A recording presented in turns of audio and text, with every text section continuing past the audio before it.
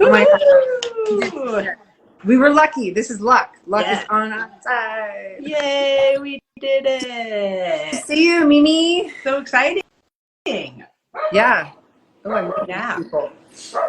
Is that Fletcher? Yes, he is barking. He got ostracized from my room. He's just going to be bothered that he doesn't get to be in here. Yeah. I miss when he would come into my office, and I thought he loved me, but then I realized he was just looking for the junk food I had stashed in my drawer.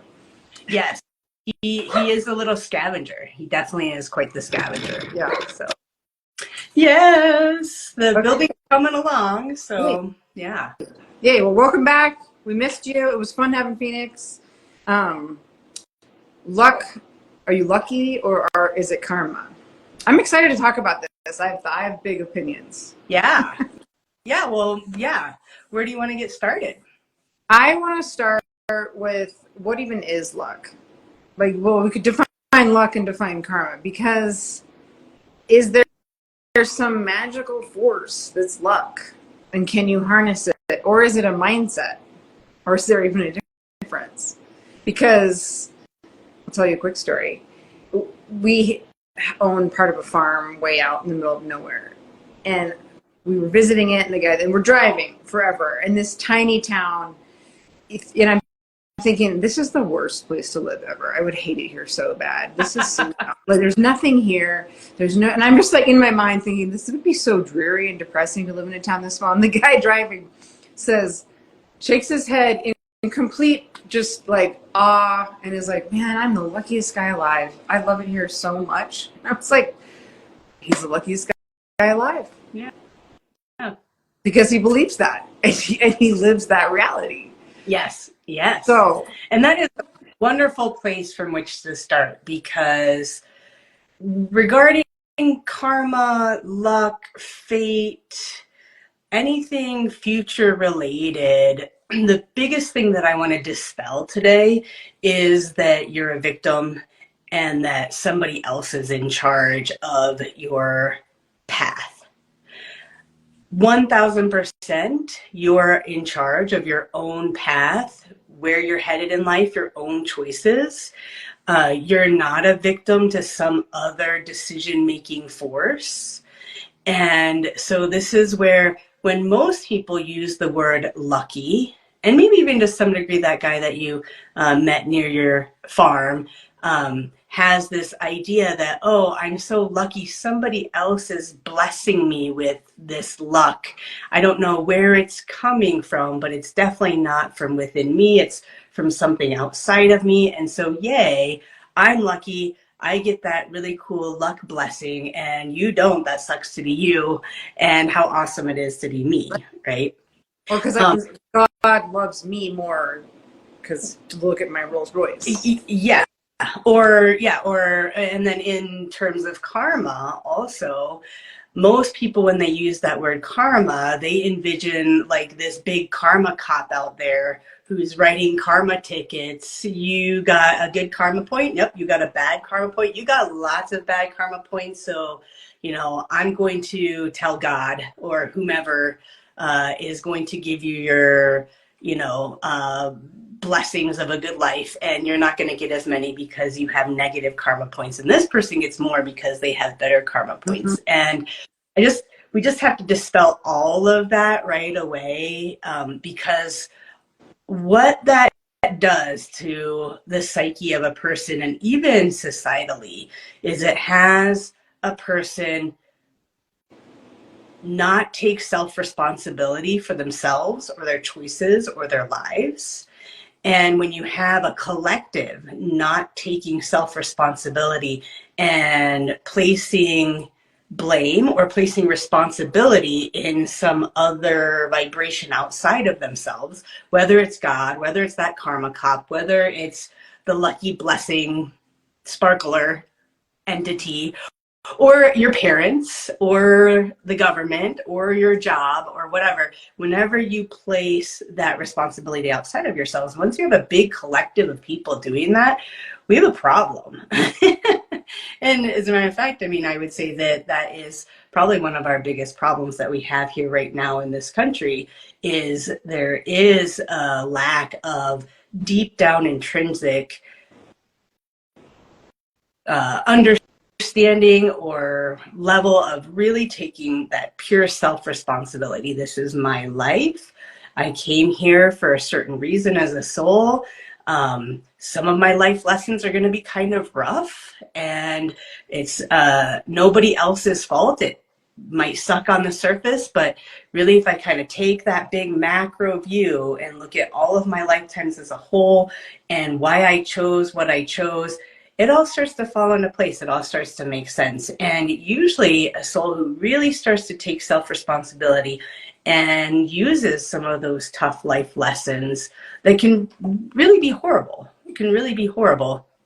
But they take that and they use that to heal themselves, to increase their level of awareness, to make themselves more wise to the world and people around them. Those are the ones where they can really transmute those difficult life lessons and turn them into magic, into luck. Wow, I'm so lucky that that crappy thing happened to me because look at me now, right? Look at me now. Now I can support people who are going through that because I'm a survivor. I made it through that.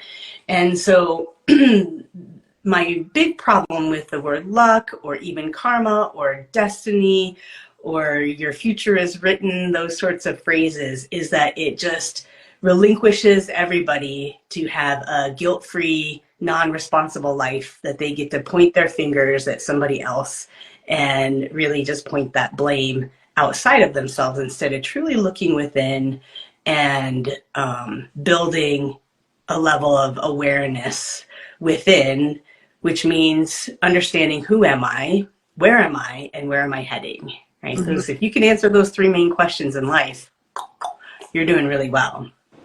So that's the first thing that I want to dispel. So like that guy on that farm, what I like about him as I look at his energy, he really believed that somebody else or some outside force was making him lucky. But what he was doing on his own, although very unconsciously, was, like you said, he was really living that vibration of I am lucky. He could really integrate that and identify with that.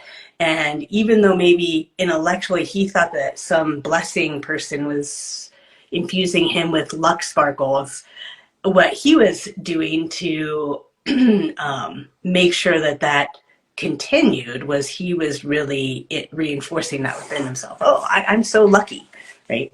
And that was him actually giving himself the luck sparkles, right? Yeah, and he would give luck sparkles back to the community. Like he did like there is that if people do have a lot of blessings and they go great, it's because I'm so spiritually advanced that I got this. But he seemed to like he told me everyone the town was so small that he would play every role. He's like, yeah, I've been the mayor, I've been the undertaker, I've been the ambulance driver, I've been a firefighter, I've been a dentist. So I made you're like right, but do you think there's an like if life is going good, you tend to get things, like let's say you are lucky, then what's your next step? Do you then start to do you have an obligation? Can you share luck? Is it contagious? Can you be a lucky charm? That I asked you 12 questions. Go. Well, I do see that once a soul moves past uh, the pointing the finger outside. See, a lot of what we do here at Boulder Psychic Institute is from day one. It's self-healing 101, and it's all about turning those pointer fingers back inwards and going, well, where am I unconscious? Where am I holding some patterns that maybe I went unconscious to that's making me unlucky or making my life a bit difficult? And we teach a student how to clear that. And then at some point, a student's taken a few years of coursework and they're in that repatterned state of I'm going to take self-responsibility. Then we start to turn our gaze outwards. And this is where our postgraduate work is really about, um, how can you take these skills and not be a wounded healer, heal yourself first, and then apply that to healing the planet and healing others. And I do see that when a person has enough life force, maybe they're kind of lucky enough, or life is feeling abundant enough, I think that it's a very gracious thing to give back. I don't think that that's a rule, or it's necessary, or God's going to punish you, or some being is going to punish you in one way or another if you don't give back. The only way that that can kind of go south is if you have this niggly thought, oh, I should really be giving back. I really should be doing more. But no, I kind of prefer hoarding all my luck, and maybe being a little bit greedy about all the things that I have and not sharing. And if I have that little niggly hint of, ooh, this is going to cause me problems, then that is going to create a future path for me, and maybe have some of that luck or some of that good fortune tank. So there is really, I mean, whenever I've kind of chatted with that vibration of God, I like to call that energy the supreme being. I've never experienced the supreme being putting expectations on me around being a good, or what it means to physically be a good community member on planet Earth. Right? Yeah. You mean like there's not this like if I cross a certain threshold of abundance in any form, I then must start. Yeah, there's no like, there's nobody up there in the sky telling us exactly how we should live, right? At least my conversations with the Supreme Being is a very forgiving vibration that's really good at holding space and reminding a soul who they are, and what their path is, right? But that soul picks its own path. The Supreme Being is, imagine like the most non-judgmental and compassionate parent ever in the whole universe, right? Who really has no agenda for you. That really is the supreme being. But because we have certain religions, and we have certain dictated or non-dictated morals in our culture, that creates this background undercurrent of, oh, I should live this way. If I have abundance, I should give back. Or if I'm being a little bit greedy and hoarding things, I'm going to have this niggly sense that things are going to fall apart and it's going to get taken away from me. And you see it in the ultra rich, who have these bunkers in case there's, they call it the end of the I'm world. not And sure. they're portraying it as though, oh, in case there's like nuclear holocaust or the world comes to an end. But these like bunkers have pools, and, they're outdoor, paintball areas. And really they're protecting themselves from other people, Yeah. because they know somewhere in there they're holding on to way too much. And because they know that, the masses, that opens up the doorway to where the masses could come in and get them, right? And so they, somewhere in there, they know that, and so they're creating these huge bunkers to protect themselves from the little people, from people like us. That's interesting. When And I watch that, and I'm like, oh, look at that. That's going to be a self-fulfilling prophecy. that we all storm the castle and take all their cake. Right. Oh, when I was thinking about, It happened in the past. History books have shown us that is how that can go down. oh yeah, Mm-hmm. when I was thinking about luck as a mindset and like optimism, being an optimistic person, if I was talking to like a non-spiritual person, I would say like, oh, your body language is different. Your facial expressions are your tone of voice, and you're more welcoming, and things just kind of start happening for you when you're a little more like, hey, the world is, I can make something here. It's not just horrible and mean. But then I was thinking about, well, are we picking on pessimistic people saying, oh, you have bad luck, that's your fault. When I think, okay, we're naturally wired to be fairly altruistic because it usually serves both of us.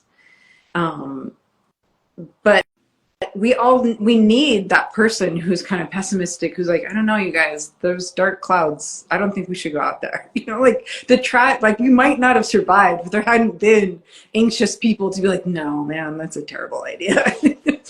So I think, like, do we, we pick on the anxious person so much. We're always like trying to like cure that and be like, oh no, just be positive. Just be positive and all these good things will happen, which I think is true.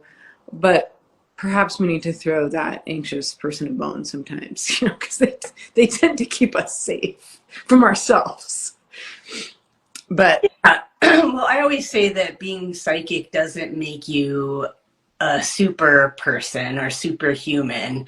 It also doesn't make you perfect. It has you see the world in reality as it is. And so a balance is very important to have within between pessimism and optimism, and ideally finding somewhere in the middle where it's like, no, I just see reality. yeah. I do see that people are suffering in the world, and I do see that driving a car has some level of risk, and I am in that reality. And from that reality, then you can assess those risks or assess your choices and work from there. Because a person who's overly optimistic, who's living in like rainbows and unicorns, they oftentimes end up blindsided or surprised when something bad happens to them because they've got their blinders on. They're not really looking at the full reality of the dichotomy of this planet, which is in the yang, the light, and the dark. It's all a part of this human experience. And if you're only willing to see the light, of course you're going to get blindsided, right? And especially if you're only willing to see the light because you resist the dark. Resistance is like glue. That's going to start to stick to you. I can't tell you how many times I've had students or clients say, no, but I'm thinking positive. I'm totally being positive about it. And I'll say, well, but there's this little niggly part of you that's having to be positive because you're afraid of what might happen if you turn a little bit this way and start to see the dark, or even step into some level of reality, right? Or you don't want to be so pessimistic like one of your parents.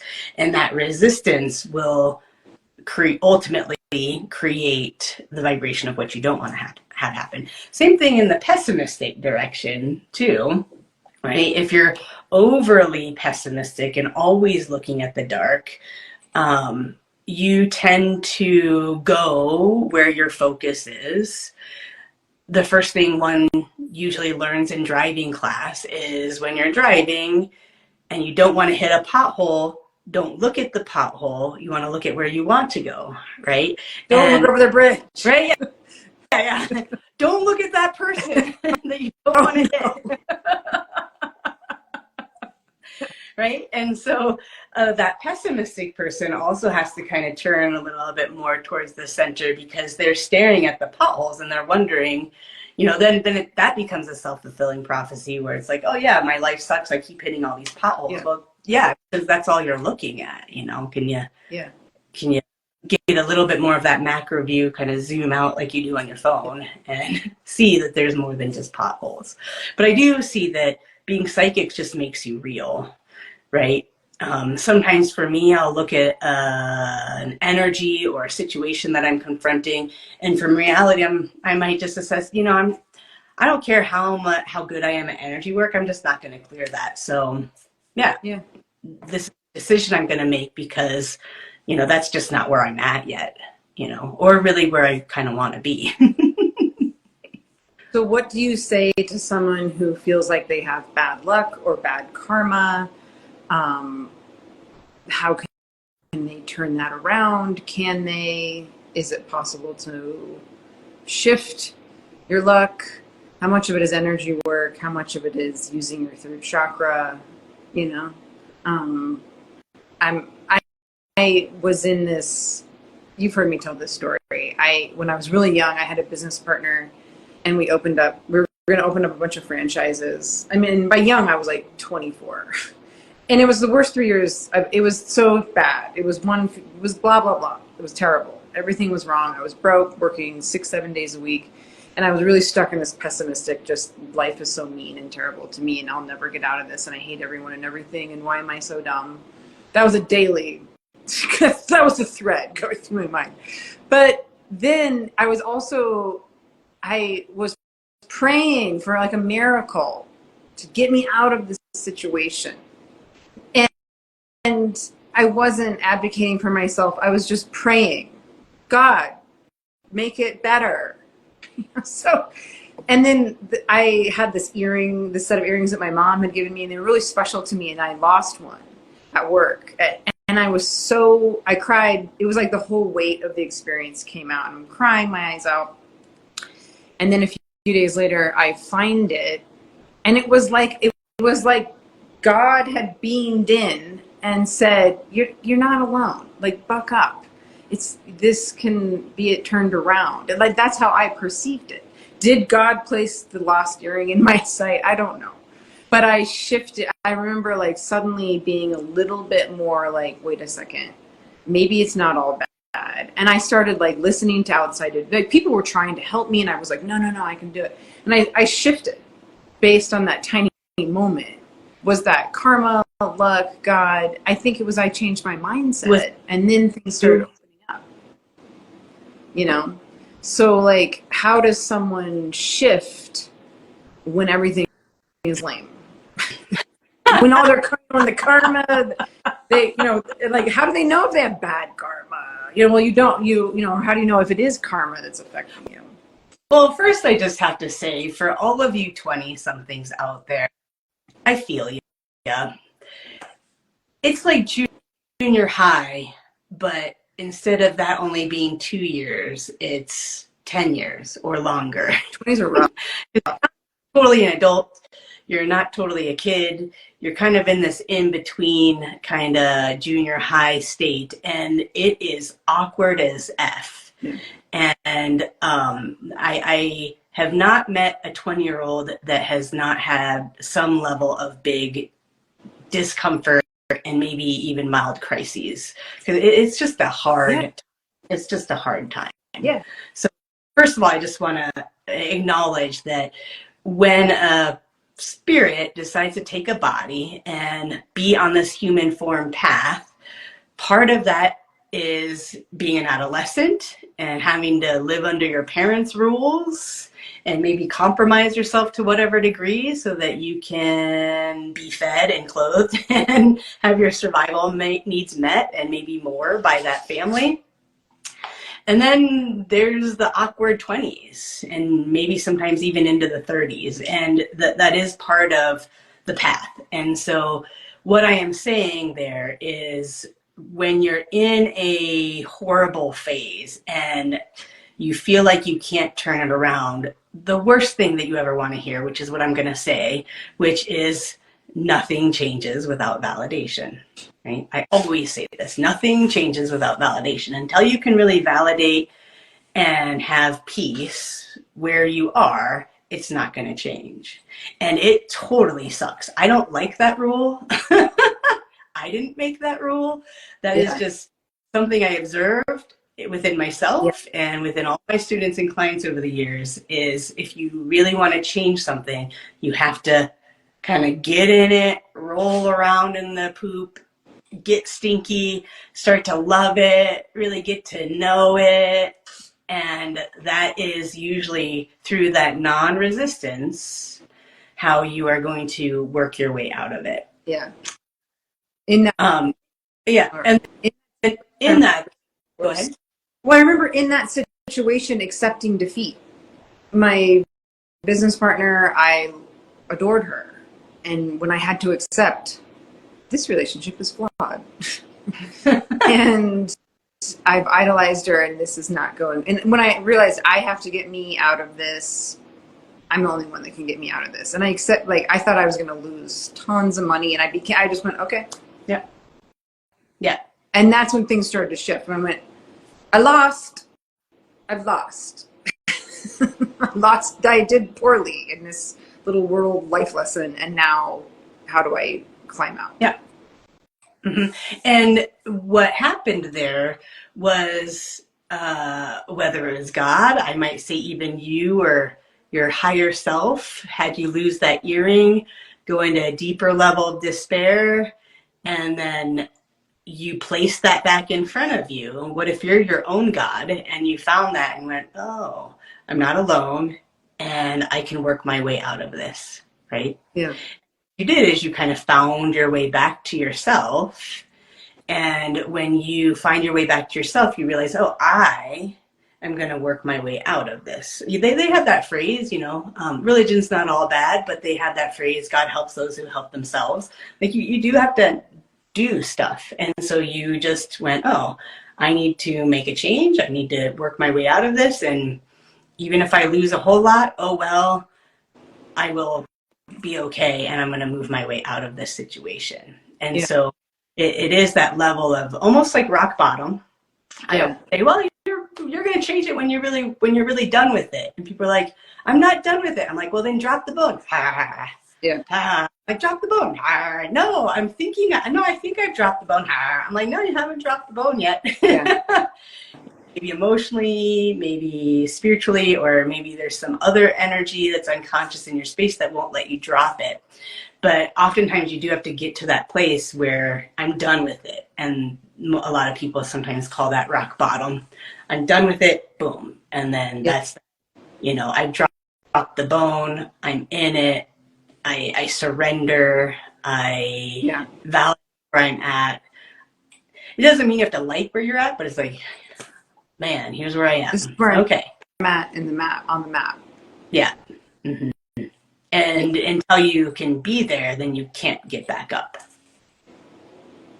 So with regards to like changing your luck or shifting your karma or even changing your life path, there's a lot of energy work that can be done, which pretty much everything we do at BPI over the years and years of training is what cumulatively has a person ultimately change their luck or shift their karma or completely change their life path.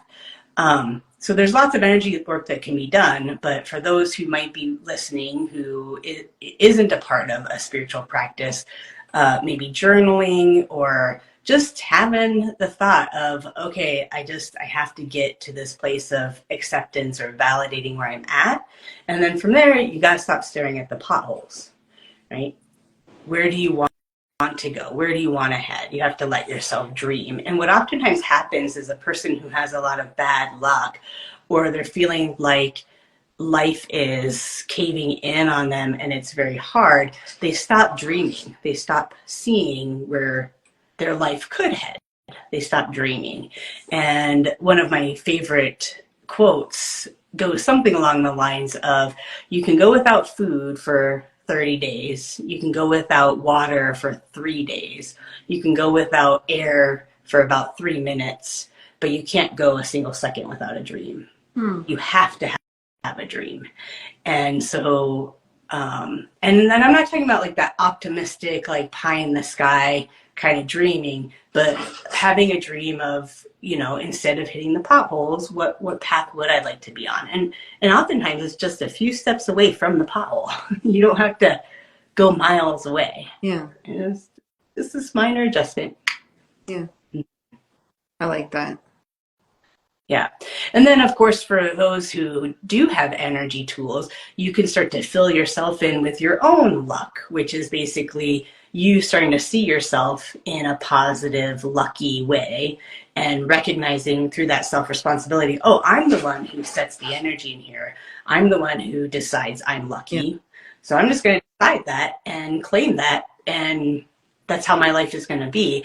And any other energy that would negate that, you don't go unconscious to it, you don't brush it under the rug, you turn the other way and you acknowledge it and you do whatever energy work you need to apply to that to clear that vibration. Yeah, I like that. So, you do have to widen your view and be aware of the light and the dark. I always say, if you're wanting to become psychic just because you want to see all angels and, beautiful vibrations, you're only going to become about 50% psychic, because the degree to which you're unwilling to look in this level is going to be the degree to which you are limited in looking all the way in the light direction. When you can look at suffering and validate it and ask yourself, what is this teaching me about me? Is that? Yeah, well, you can be with your own suffering. You can be with another person's suffering. This is why when I was a young psychic, before Boulder Psychic Institute got really big, I worked in hospice as a minister and gave last rites and gave healings and helped people die, because that was a very scary vibration for me. And I had to go into what society deems death as darkness and go into that so that I could start to balance out death, right? And death is really the same energy as birth. It's just the soul going in the other direction. Cool. Yeah. All right. Yeah, on a body level, it's very sad, right? On a body level, it can be very painful. So can birth. Birth can be that way too for those who have given birth. Yeah. Right? Or suffering, right? How can I kind of really examine and take a look at the energy of suffering and start to bring some light or balance into that? Because just because it's socially deemed as negative, I question that. Is it really a bad thing? Is suffering really that horrible? Yes, it sucks on the body. I don't personally enjoy suffering. I'm not a masochist. But at the same time, suffering can be a great teacher. Mm-hmm. Suffering can have you go into a downward spiral and hit rock bottom so that you can change, right? There's a reason that we have suffering on the planet, just like death, just like depression or sadness. It's here for a reason. Are you going to just brush it on the rug, pretend like it's not there, or really resist it like it's the plague, which is just going to bring more of that to you? Resistance is like flu. Or are you going to kind of go into those dark spaces and bring your awareness to it? Mm-hmm. Bring your light to it, which is really that space of nothing changes without validation. I got to validate these parts of the human experience also. Yeah.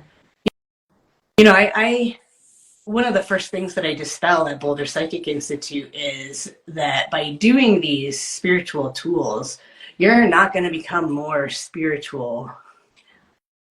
You're already spiritual. I mean, you're a human being. You are, everybody here on the planet is already spiritual. So more spiritual, I just kind of think that that's the silliest phrase ever.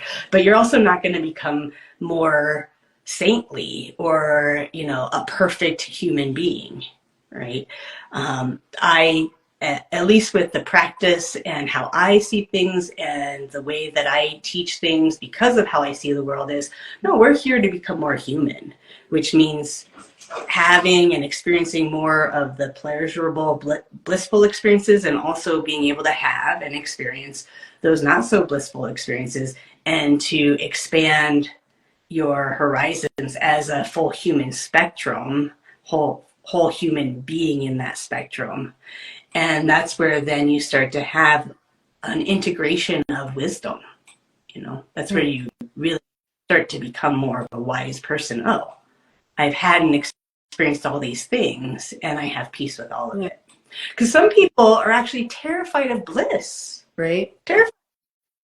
How many people, when they start laughing, and they start really like laughing about something funny, they cry. Right? What's that? They've hit their wall. I can't get any happier. I've hit my limit. I can't get happier. Right? Yeah. The degree to which you can go into that negative range or the darkness is going to be the same degree to which you can go into the light. And so the practice here at BPI, at least, is, can you just expand in 360 degrees? It's not a race towards going in one point towards perfection or saintlyhood. Yeah. Because that's just order.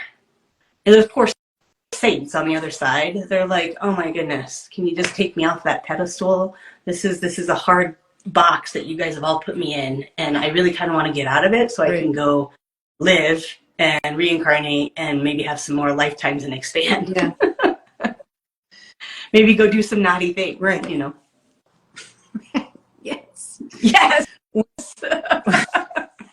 When sometimes with students or clients, I almost want to get rid of the word karma. Like when people are saying, I must have done something really bad in my last lifetime to deserve what I'm going through now. Why is this happening? I sometimes I'm like, forget the word karma. Forget that. Like, and also why is a little dicey, and we've talked about this. Whereas, like, would you say a way to go into the darkness and to have the darkness is to ask questions of like, what is this experience teaching me? What can I learn from this? How can I become more whole after this? Like, what is your advice? Because my question is, how do you go into the darkness? Because sometimes when you're going into the darkness with the why, that's when I kind of see people start to be like, why is this happening? And sometimes there might be some reason, but it's like, that too often that's just going nowhere, asking why, which is like shift them to how, questioning to hows and whats. Is that a way to go into the darkness and to have the darkness, you know? Yeah, I remember as a young psychic, people would come to me for a reading. Why is this happening? And I would just lay it all. I'd tell them why. Okay, and then in this past life, and then this, and then this, and then this is what happened in your child. This is why. And they'd go, yeah, but why? You're like, well, because okay, you made bad choices. and then I keep explaining, and they go, yeah, but why? And so I, used to joke that there's like this, yeah, but why? Like people are like so into why. Yeah. And I can't remember if I've said this in one of these lives, but the minute you ask the universe why, the universe or the supreme being who wants to grant you everything you ever have asked for, whether it's conscious or not, that's the caveat, will always give you everything you ask for. And when you ask the universe for why, the universe will give you the same experience over and over and over and over again in a loving, compassionate way so that you can figure out why. And so one of the things that I learned after years of struggle, and luckily, I don't know if that was lucky or not, but that corresponded with my 20s. But I asked a lot of why. I was just like a lot of my clients too. And the temptation is to try to get super intellectual with why things are happening to you, or intellectually coming to acceptance about something, or intellectually validating it. Well, I've said it's a good thing. Yeah, but that's all like here up. That's not all of you, right? And so what I've learned over many years, and this has just taken a lot of practice, is to really turn that analytical part of me down and to just be like a child and just be in it. Just be in it. Yeah, this is such a shit show. Check this out. And not even let myself go into the why or trying to figure anything of it out. What I found, and what I've been able to mostly do for the last 10 years, I've been doing this work since I was 19, so I'm 47, so you can all do the math. But about the last 10 years, I finally hit this point where when I hit a rough patch, there's very little thought. It's more like, all right, we're going through this. I'm going through this, and the only way out is through. So I'm just going to be in it and just bathe in the muck, eat some of it, smell it, just get really into it. And I try not to get into or any temptation of why or thinking or figuring it out or trying to figure out how to be more in acceptance of it or trying to figure out how to validate. Like I just keep clearing, turning those mental levels down. And I just be like a child in the experience of it. I mean, my kids love to roll around in dirt. I mean, I took my daughter to a beach and she rolled in the sand even though like when I took her swimsuit off, there was like tons of sand and like everywhere in her crotch. I'm like, man, that must have been uncomfortable, but she just rolled in it, right? So Right. that's kind of what you want to do, is just roll in it. And then usually what I found is after I come out of it, it might be the next day, it might be months, it might be a year later. Oh, that's why that happened. Okay, cool. Interesting. Good thing I'm not there anymore. Does that make sense? Yeah. So, I mean, I would love to throw a whole bunch of tools. I mean, the tools that we teach here are going to help bring a little bit more ease and a little bit more comfort to those rough patches. And there are specific ways to, use those tools to shift, but you have to use the tools from a place of non-resistance. And a lot of new students, a lot of people in other spiritual practices, they have these practices, but they're using it in resistance. I have to use this because I don't want that. I have to do this because that's horrible. And they're using it to try to get away, which ultimately brings them closer to the problem. And I mean, the first 15 years of my practice using the tools that I teach, that's exactly where I was at too. This sucks. Use my tools, take my way out of this. And it was good because it gave me something to do over those years. Yeah. Felt like I was doing something. And this is what I oftentimes tell younger students too. Like, yeah, you're in a place of being so conditioned by society that life is hard and that you're going to have to really roll up your sleeves and no pain, no gain. And until you can clear that, right, you are going to be kind of using these tools in resistance, right? But what happens over time, usually somewhere at around that 10-year point, a student finally clears those levels of needing to use the tools because they're in resistance to their life. And instead they use the tools to have where they're at in life, whatever it is. And then once they really get to that place of, yeah, here's just where I am, I'm always be a little chubby. I'm always gonna, have this tongue tie so that like I speak a little bit, weird sometimes. Like just here's where I'm at. And then, right after that acceptance happens, pretty soon, then some pathways for changing it becomes apparent. You start to dream a little bit more about where you want to head, or you just decide, yeah, this is just the reality. This is where I'm at, and I'm just going to hang here, and it's going to be all right. And Earth is messy, and it's messy here. So messy. And the good things in life are messy, right? Yeah. Have messiness. I mean, come on, right? Yeah. Really good sex is very wet and messy. It's messy. I think some of the biggest turnarounds for the better that I've had came out of a dark place. Yeah. Came out of just like, this sucks so bad. And that moment of surrender, of just like, well, here we are. Yeah. And it's kind of a mixture, because when people say surrender, they think like, oh, and they kind of go docile.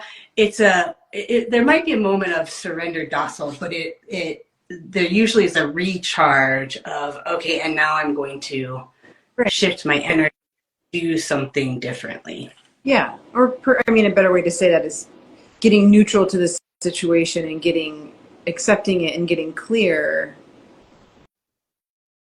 Because no matter what happens, if you did have like a big bad luck thing happen, there's the thing that happened, and then there's the lie that follows it of, oh, because I got into this accident, I will never have a happy life again. Well, there's the lie.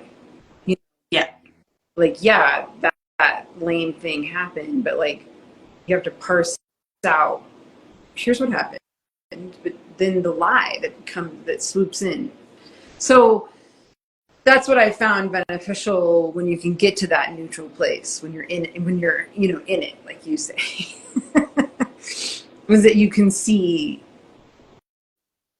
here's just the situation and here's the belief that I've started to form about myself because of that. Because I think if you believe the belief, then more of the luck starts to follow you. Yeah, well, scientists actually just came out with a whole field of research about how like 90% of people's memories are actually inaccurate. What is that? Okay, what is that? That is that when a person goes through an experience and they are neutral to it, and the people around them are neutral to it, and they can use that most wise phrase that I use quite often with my kids, which is, oh, that happened. Yeah. Just, oh, that happened. This is the reality. Here's what happened. We don't need to make it bigger or smaller in any way. Just here's what it was, right? Then that person records a very clear memory of that experience. It's clear, like cleaned glass. You can see that memory as pure as day, right? But because most of us are not taught these spiritual skills, okay, we have a experience. And even if, let's say I'm a little kid and I don't even know that I'm supposed to judge it, but let's say the people around me or my parents judge it or deem it as bad, then that memory gets tainted with that judgment. And now it's tainted. And then that memory with the taint is what gets stored in the system. And whether that person actually remembers it or not, when they are able to remember it, they see it with that taint, right? And this is a lot of the work that we do here at BPI is you might have some memories that have a hue to it. So instead of clear glass, it's stained glass, or, it's got a big ink blot on it, and then that changes the whole memory completely. The work here at BPI is about clearing those judgments or where those memories get altered or tainted in some way so that you can start to have more of a clearer remembering of the past, and students learn how to do that on the daily at the beginning. And then as we move into future programs, it's about kind of digging out your old past and clearing off the judgment, the stain off of the past to make it more of a, yeah, that happened. Right. And then rewrite your story the way you want to write it about yourself. Yes. Well, yeah, or just be in, or the rewriting that story would be, oh yeah, I created that. That happened. What a great life experience. Let me integrate that into my space as wisdom. But if anybody else's judgment is on that, or even your own, you won't integrate at all. It's just going to be a And this is why scientists discovered, oh yeah, how many times a bank is robbed or a store is robbed, and everybody describes the person differently. And that's that taint. That's the mechanics of how that happens. Yeah. What is your thought, or at the beginning of the hour we were talking about people believing that everything, comes from this other place, like the karma, good luck, sparkles fall on you. What is your belief around a blessing? Do we have blessings? Can we give blessings? What is a blessing? Because I don't know, when I'm thinking about luck, kind of blessings come up, and the good luck sparkles, is that how do you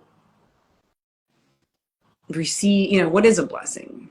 Is the question. Well, and again, this is where a lot of people define luck as something outside of themselves, whereas if I were to use that word in a teaching, I would define that as, no, you create your own luck, and you do that by putting that vibration in your own space. Or with regards to karma, instead of that being how everybody else defines it as this person giving you good and bad karma points, it's actually, when I use that word in the context of our BPI curriculum, this is where you're holding karma, or another word that I like to use is unmet desires towards yourself. You're your own karma cop, right? The same thing goes with a blessing. When people use the word blessing, or prayer is another one, it's a little bit more charged than blessing. But even spiritual people who use that word blessing, they're really just taking that from the word prayer, and it's the same energy right behind it, which is, I'm going to pray for you, and I'm going to do my best to impart my agenda onto you. And hopefully God or whoever up there in the sky is going to agree with my agenda and wish for my happiest outcome for you. Whereas when I teach the word blessing, um, I teach it as a neutral offering to that person, that the highest and best good, whatever it is for them, may that come to pass. I like that. Because again, the Supreme Being, at least in my dialogues with the Supreme Being, is so neutral. The Supreme Being really doesn't have an agenda for you. The Supreme Being's just like, yeah, here, I'm just holding space for everyone. If you need somebody to talk to and not feel alone, I'm here. Right? It's like that most compassionate, neutral parent you could ever possibly imagine, which I don't think there is a human that's like that. And that's why we have the Supreme Being. Aren't we lucky? But that when I teach the students to give a blessing, it's from the Supreme Being, who's just going to neutrally, just to that person, say, oh, Three, whatever it is you're going through and whatever that outcome that's going to be perfect for you, let's give that a power boost. And it could be that life sucks for another few more months and then you come out of that, right? It doesn't mean that I'm taking my fear of pain and my inability to be with your suffering and projecting that onto you through a prayer/agenda and shoving that in your space, which is going to ultimately make you feel worse about where you're at. You're going to be even more in resistance to where you're at. You can't validate where you are because I'm also putting my judgments into there about how sucky that is. And really, I wish you would hurry up and get your way out of that because I'm really bored with being your friend because all you do is, you're in pain all the time. Or I just be with that because I'm in resistance and in fear of that for myself. Yeah. Yeah, I think I've been guilty of that, of like, right, you want like what's good for that person. That's your job. Yeah, I actually had a student, well, can't you just clear it for me? And I say, oh, I wish I had this magic wand where I could just do that to everybody, but I am not that's not even the Supreme Being's job. That's not the way the universe works. And this is a lot of things in life. You really have to do it on your own.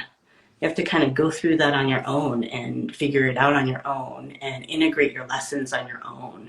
I mean, how often does one really learn through observing somebody else having a tough time?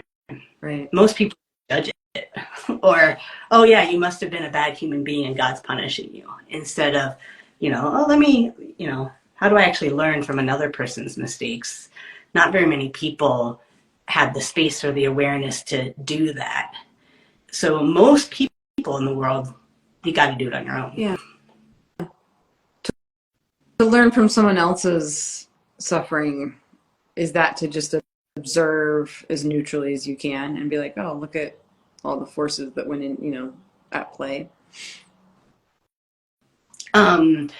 Yeah, or, we use the word matching picture, or to use that person as a mirror to clear wherever you're in resistance to what they're suffering, right? And the more that you can clear your resistance to where they're suffering, that is energetically, not mentally, energetically how you learn from their suffering is you go, oh, wow, that, the way I did that, not only working in hospice as a young psychic, but I was a psychic doula at about 60 births. And I watched these moms go through the pain of laboring. And, for some moms, hours and hours and even days, and got to work my own energy around, first wanting to take their pain away. I would try to heal them, and their pain wouldn't go away. And then I learned, oh, well, they just have to go through this. So I have to learn how to hold space for that. But I can't hold space for that if I can't deal with just being with them in their pain, right? And pretty soon, after enough births, I would be able to go in and hold that neutral space of, oh, yeah, this is just something you're going to go through. And some moms, it's longer than others, and some moms, it's worse than others, and some moms have more tolerance than others, or, whatever it is, the mixture of what's going on in their psyche and their energetic space, that's how it's going to go, right? And I do see that helped me, birth both of my children at home, to be able to, because I had prepped myself in that way. I like that. What's that? Painful as heck. Give Oh me my root. God. When you're in it, you're like, this can't be right. This can't be right. Like, this is so messed up. Like, how are we still alive as a species? But you have mom amnesia, and then you have another one. Oh, yeah. I remember the first contraction of the second kid and being like, I remember now. Yeah. And I was like, damn it, it's too late. Yeah. Deep into it, I was laboring on the kitchen or at the bathroom, and I looked at my husband. I was like, "And whose idea was it to have a second?" Right. It would be do this. Yeah. Do we have questions? Three. What's that? Do we have questions? I haven't seen any questions today. Yeah, I think I got some texted to me, but I'm afraid to look at my text messages because I don't know if that will end this live. We have, I think, 3 or 4 more minutes till we get. Did they still kick you out after an hour? I don't remember. But I like how you define karma, unmet personal desire. That's very interesting. It takes away the like, oh, I must have been an axe murderer 4 lifetimes ago, and now that's why I got this parking ticket. Yeah. And the only reason why you get that parking ticket is because you feel bad about being an axe murderer. Right? Because this is where karma, it doesn't add up. How come somebody can steal a loaf of bread and get away scotch-free, and somebody else can steal a loaf of bread and get their hand cut off? That's not fair karma the way most people have it defined. Right? That person who steals that bread and gets away with it has no guilt or any like energy within them where they say, oh, now I need to be punished. Yeah. Right? I'm starving and I need this for my family. Yeah. Not that I'm condoning stealing, but the person who gets their hand cut off is the one who's like, oh my goodness, this was a really bad thing. And they put more and more energy into that to where they create that consequence. Hey, guess what? We got a last minute question. Ooh. What about when someone says everything happens for a reason? Does it? Yes, but it's your reason. Right? Again, 3 questions. Who am I? Where am I? Where am I heading? If you don't know yourself, you're not going to know what the reason is. So you have to first learn who am I? Who am I? Yeah. Mm-hmm. Well, this was great. I could talk about this stuff forever. It's interesting. It's fun. We do have another self-healing class coming up. Check our website. We also have a pop-up class that we're going to be doing about the resurrection and what Jesus had to teach us about Easter time, because we're kind of in that Easter time of the year. So we thought it'd be fun to share what I've learned through my dialogues with Jesus and how you can take his life and his teachings and apply that to your spiritual practice. And then, we have another live coming up next month. I can't remember what it is, but stay tuned. Yeah. The best way to stay connected is to get our newsletter, which you can get from our website. And then you know all the things and all the times. We also have a calendar on our website. Yeah. But the newsletter is going to be the best way to get the information, because we always send new stuff out in that newsletter. And sometimes it's stuff that's not on the website. Yeah. So newsletter is how you get the best, more up-to-date information. I write the Saturday newsletter, even though no one knows that. I mean, I don't like sign it as me, but it's always me writing it. Three writes a killer newsletter. She's amazing. She's a great writer. Yeah. Thank you. We have this one last quick question. You can only get punished if you have energy in your space that says that you can get punished.